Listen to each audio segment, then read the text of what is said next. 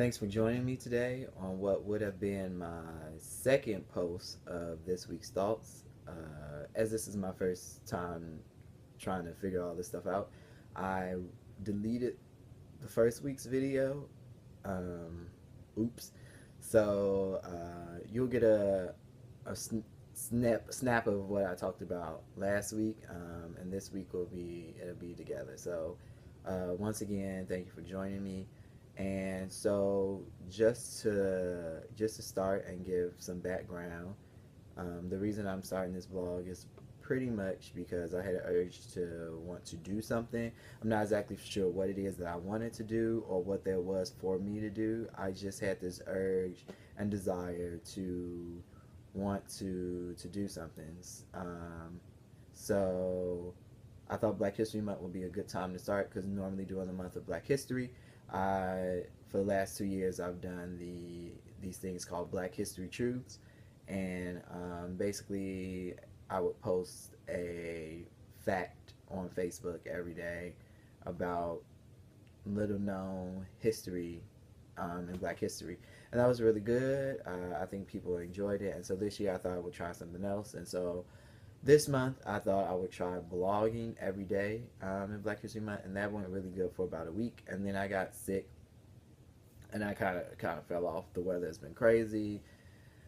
It's always cold, so I just hadn't been motivated, so that kind of fell off. So I stopped blogging for a minute, and then tried to figure out what it is I really want to do and what can I do to continue. So I thought of video blogging, so here it is. And so the name of this blog is This Week's Thoughts.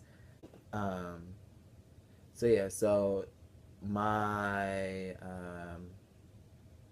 my urge to want to do something, plus in this particular moment in time, I'm really afraid for the future of our country. It's just a lot of things that in 2014 you would expect not to be happening, such as disrespecting our first black president, um, not wanting to associate with people that's different from you. Politics are just getting out of hand. Um, and we all think that we're so enlightened and we're post-racial and all these other types of things.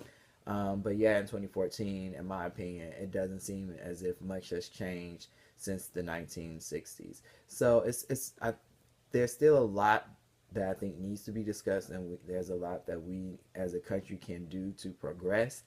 And so that's what I hope that this blog does. I just want to have discussions and introduce discussions that may or may not heard of, or and also encourage you to have these discussions with others. I think this is a great way to do that. So as I said, this my blog is This Week's Thoughts, and this is going to be actually the second video. um, and I'm just going to give a little brief synopsis of what I talked about last week in the deleted video. Um, so once again, thank you for joining me. Last week I began This Week's Thoughts with Ted Nugent. I had no idea who this man was until I read this in the Chicago Tribune. The right-wing agitator expressed regret for using the words subhuman to describe President Obama. Now, first, I don't even know why I was surprised. This is one of many examples of where Obama has just been completely and utterly disrespected in the public sphere. But what caught my attention in this particular article are the words subhuman. Um, that to me signaled something different. Um, Seeing as how Obama is the first black president, and to use the words subhuman in connection to Obama, who is black, who is then also the president, that rubbed me the wrong way. So I decided to do some research to kind of sort of see what this apology sounded like.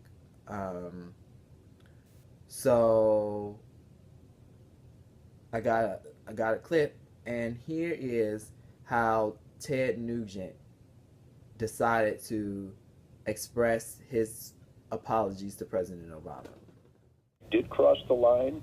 I do apologize, not necessarily to the president, but on behalf of much better men than myself, like the best governor in America, Governor Rick Perry, the best attorney general in America. God, just think if America had an attorney general as great as Greg Abbott, like we do here in Texas. So on behalf of those professional politicians and those who put their heart and soul into representing we the people so accurately, like the gentleman I just mentioned, and people like Louis Gohmert and Sid Miller and Ted Cruz. There's so many great, great constitutionally driven we the people representatives out there that I do, Ben, live on your show, Ted Nugent.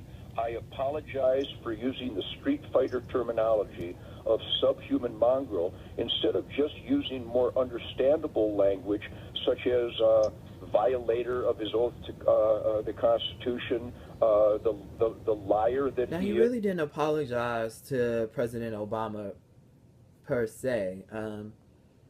He said that he apologizes on behalf of men greater or better than himself.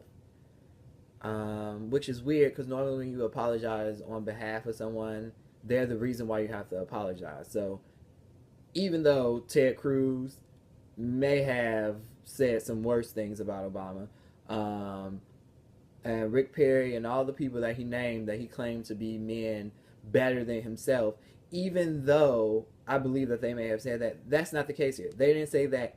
Ted Nugent said that. So I don't understand how he's apologizing on behalf of something that he has done. I'm not quite sure I understand that. And I also don't understand how what he's to clear that up. So instead of saying subhuman mongrel, which he classifies as street fighter terminology, instead of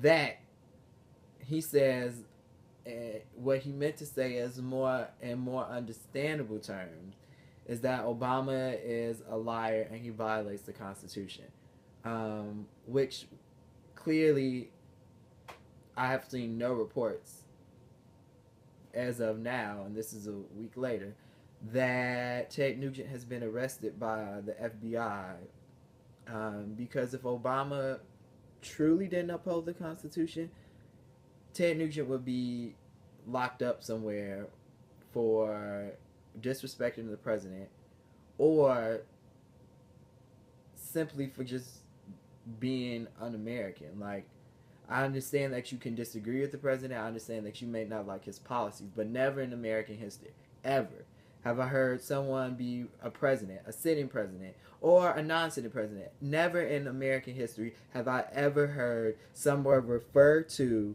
not only the president, but another human being.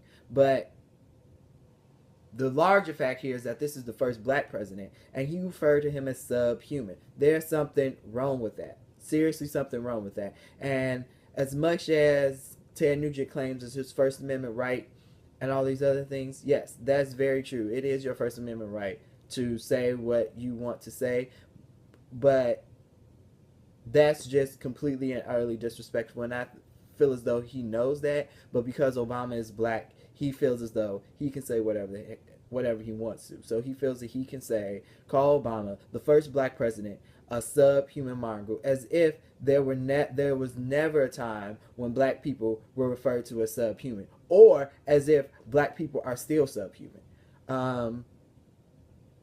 So